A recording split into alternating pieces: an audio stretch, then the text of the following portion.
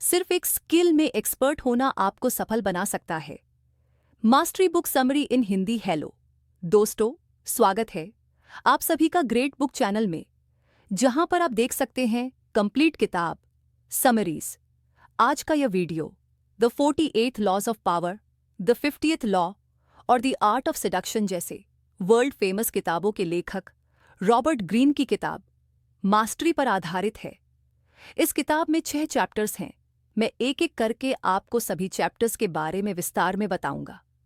इस वीडियो में हम जानेंगे कि कैसे हम टैलेंट, गुड लक और ग्रहों की दशा जैसी बातों को पीछे छोड़कर कठिन से कठिन स्किल को सीख सकते हैं और उसमें मास्टरी हासिल कर सकते हैं।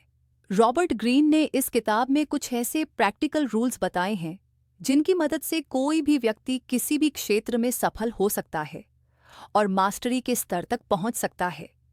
इस वीडियो के अंत में मैं बताए गए सभी महत्वपूर्ण बातों को संक्षिप्त में दोबारा दोहरा दूंगा ताकि इस वीडियो में बताई गई बातें आपको आसानी से याद रहे। तो इस वीडियो को अंत देखना मत भूलिएगा।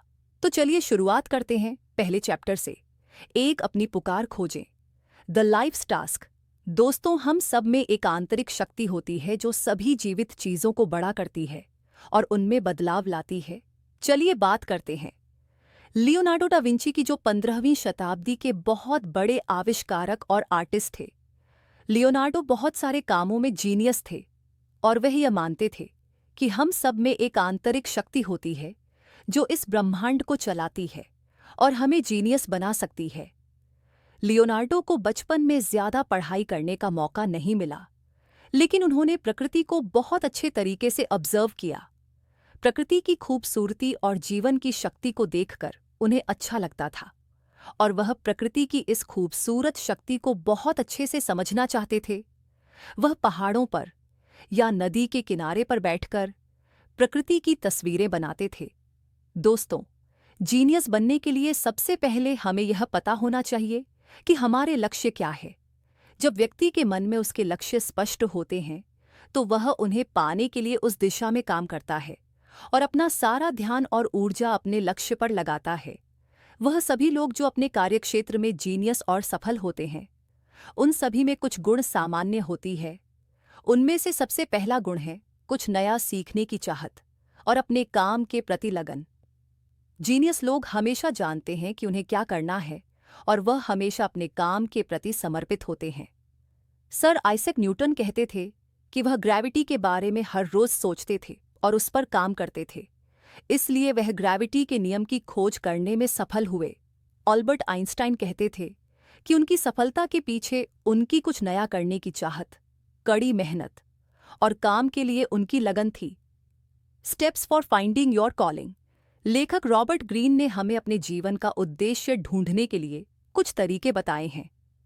Return to your origins. बहुत से सफल लोगों का झुकाव उसी काम की तरफ होता है जिसे वे बचपन से ही करना चाहते थे।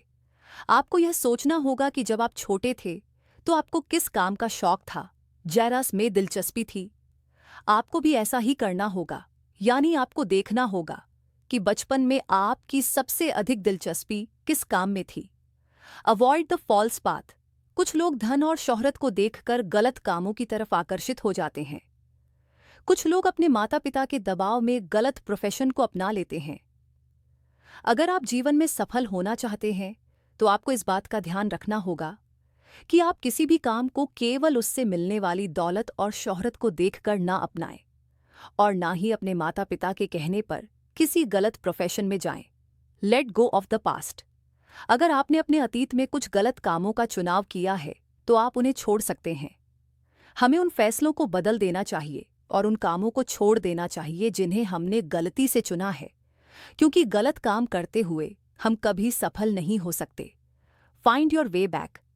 जब आप सही काम का चुनाव करके उसमें मेहनत करेंगे तो कई बार आपका ध्यान गलत रास्तों की ओर भटकेगा।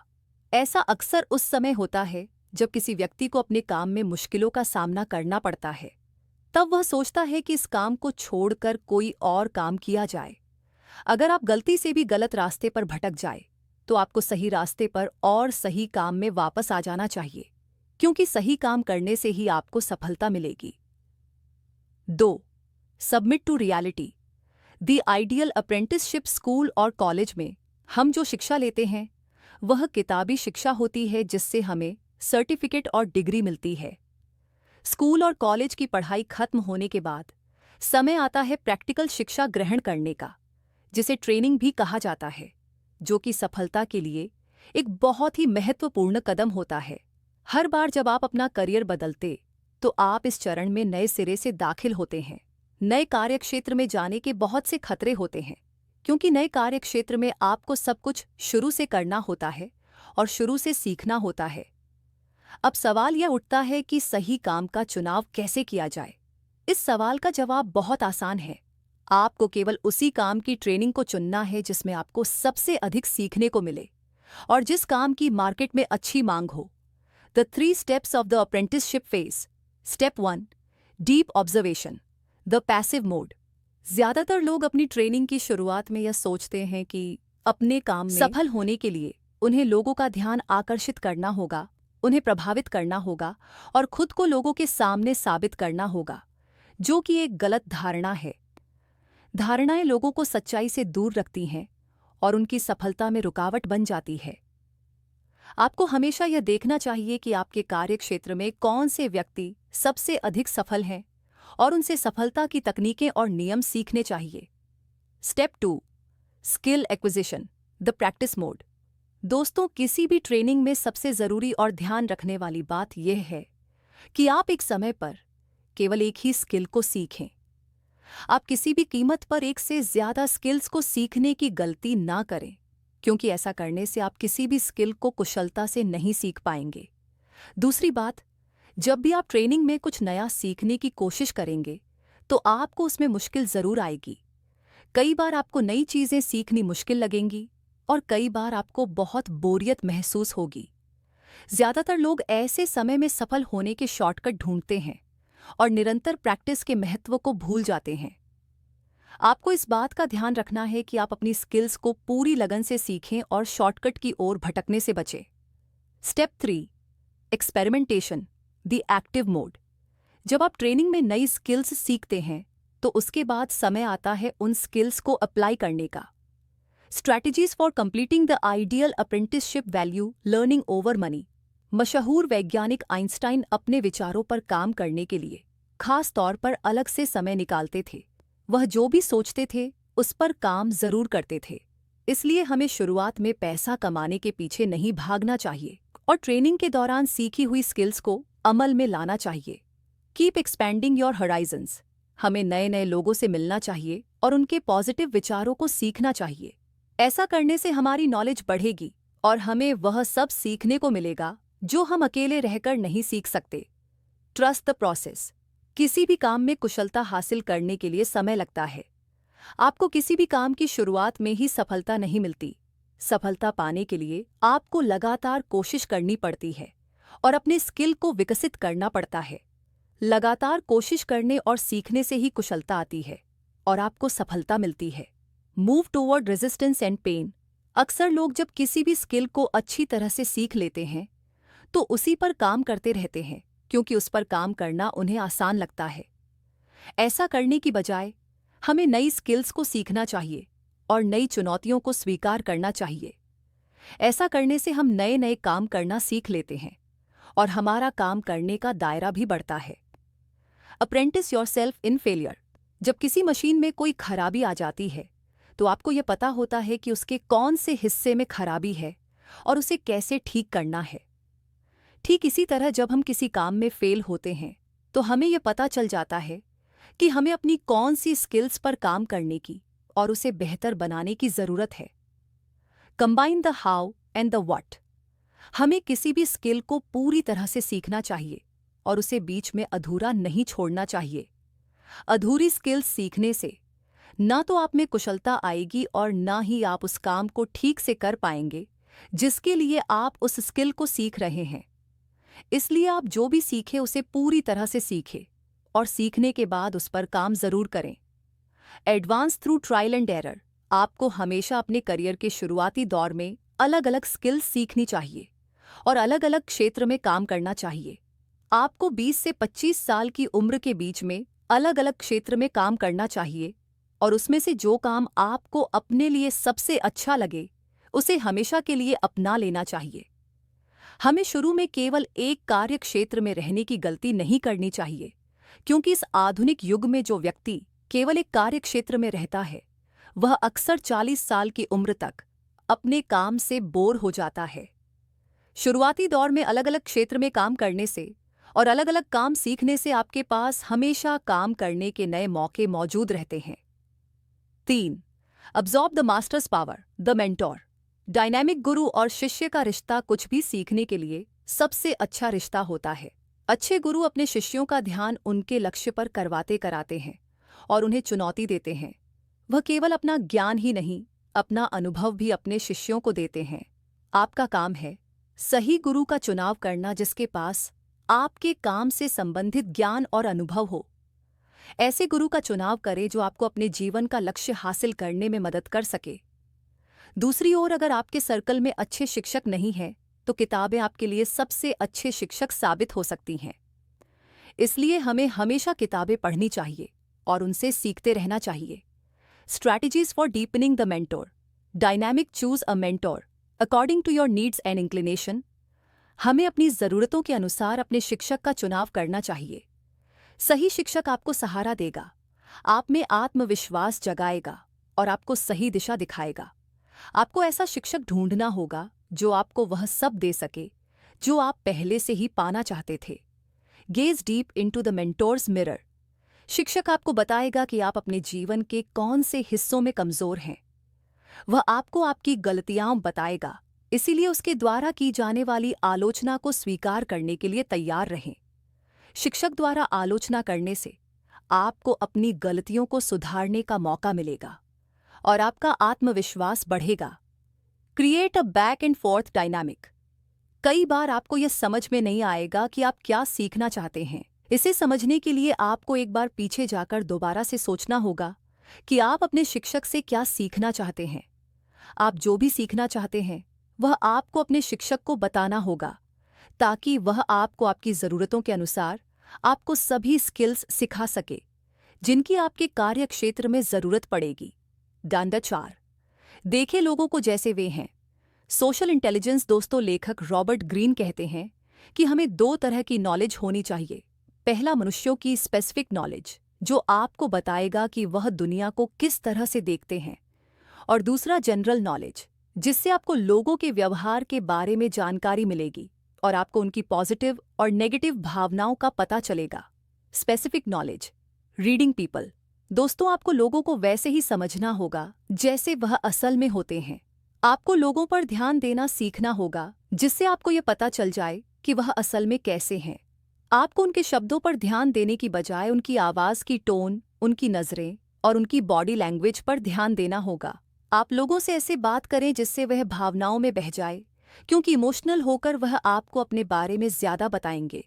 किसी भी व्यक्ति का असली स्वभाव तभी पता चलता है जब वह गहरी भावनाओं में डूब जाता है, जैसे कि तनाव में होना या बहुत उत्साहित होना। अगर आप ध्यान से देखेंगे तो जब कोई व्यक्ति बहुत अधिक तनाव में होता है या बहुत खुश और उत्साहित होता है तो उसका असली स्वभाव आपके सामने उजागर हो जाता है। कुछ लोगों का असली स्वभाव तब पता चलता है जब वे बहुत गुस्से में होते हैं। ऐसा करने से आप लोगों के बारे में अच्छी तरह से जान पाएंगे और उनके साथ वैसे ही व्यवहार करेंगे। नॉलेज। द 7 सच्चाइयाँ। अब मैं आपको जनरल नॉलेज की 7 सच्चाइयाँ बताऊंगा जिन पर हमें काम करने की जरूरत है। एनवी। दूसरों से तुलना करना हम सभी मनुष्यों के स्वभाव में होता है। हम अपने धन की तुलना, बुद्धि की तुलना, सफलता की तुलना और अपनी हैसियत की तुलना भी दूसरों से करते हैं। दूसरों को सफल होते देखकर लोगों के मन में जलन की भावना उत्पन्न होती है, जो हमारी सफलता में बहुत बड़ी रुकावट का काम करती है। इसलिए हमें लोगों के साथ अपनी तुलना नहीं करनी चाहिए और जलन की भावना से बचना चाहिए। कन्फॉर्मिज्म। जब लोग समाज में किसी भी तरह के ग्रुप बनाते हैं तो उनके अंदर एक तरह की असुरक्षा उत्पन्न होती है। लोग एक दूसरे को यह दिखाने की कोशिश करते हैं कि वह उनके और दूसरे लोगों के बीच के अंतर का आदर करते हैं, लेकिन वास्तव में जो स्पष्ट रूप से अलग हैं वे असहज और महसूस करते हैं। रिजिडिटी। दुनिया कई तरीकों से जटिल हो गई है और जब भी हमें ऐसी जटिल परिस्थिति का सामना करना पड़ता है तो हम अपनी आदतें और रूटीन ऐसी बनाने की कोशिश करते हैं जिससे हमें ऐसा लगे कि परिस्थिति हमारे नियंत्रण में है। सबसे अच्छी स्ट्रैटेजी होती है कि हम दूसरों की कठोरता को स्वीकार करें और उनके विचारों का सम्मान करें। सेल्फ ऑब्सेसिवनेस। काम के वातावरण में हम लगभग खुद को सबसे अधिक महत्व देते हैं और अपने बारे में सबसे पहले सोचते हैं। आमतौर पर लोगों के साथ बातचीत के दौरान उनके साथ उसी बारे में बात करें जिनमें उनकी दिलचस्पी है। ऐसा करने से वह आप में दिलचस्पी लेंगे और ज़रूरत पड़ने पर आपकी मदद भी करेंगे। लेज़ीनेस। दोस्तों, हम सब अपने लक्ष्य को जल्दी से जल्दी पाने के लिए सबसे तेज़ और सबसे आसान रास्ता लेना चाहते हैं, लेकिन हम आम तौर पर हमारी उत्सुकता को नियंत्रित करते हैं। हम कड़ी मेहनत से जो कुछ हासिल करना चाहते हैं उसके महत्व को समझते हैं। आमतौर पर उन लोगों से सावधान रहें जो साथ मिलकर काम करना चाहते हैं। वे अक्सर ऐसे किसी व्यक्ति को ढूंढने की कोशिश करते हैं जो उनके लिए सारा मुश्किल काम कर सके, जिसका वह फायदा उठा सके। फ्लाइटीनेस। हम सोचते हैं कि हमारे ज़्यादातर फैसले रैशनल या तार्किक होते हैं, लेकिन सच्चाई ये है कि हम अपने भावनाओं में बहकर हर काम करते हैं और उन्हीं भावनाओं से प्रभावित होकर हम अपने विश्वास बनाते हैं। कहने का मतलब ये है कि हमारी भावनाएं हमारी रैशनैलिटी से ज़्यादा ताकतवर होती हैं और हमारे काम पर भावनाओं का ज़्यादा प्रभाव पड़ता है। इसलिए हमें अपने भावनाओं पर नियंत्रण रखना चाहिए। Passive aggression. किसी भी प्रकार की पैसिव एग्रेशन या शांत गुस्से का मूल कारण डर है। इसलिए हमें अपने मन में किसी भी प्रकार का डर नहीं रखना चाहिए। Strategies for acquiring social intelligence. Speak through your work. अगर आप किसी ग्रुप में काम कर रहे हैं और आपको लगता है कि आप पर पॉलिटिकल दबाव है, तो भी आपको चिंता नहीं करनी चाहिए। आपका ध्यान केवल अपने काम पर होना चाहिए और जब आप अपने काम को कुशलता से करेंगे तो उन लोगों में आप अलग दिखाई देंगे जो बोलते ज़्यादा हैं और काम कम करते हैं। See your self as others see you. लगभग हम सभी में किसी न किसी प्रकार की कमियां होती हैं। कुछ कमियां हानिरहित होती हैं, लेकिन कुछ ऐसी होती हैं जो हमें मुसीबत में डाल सकती हैं।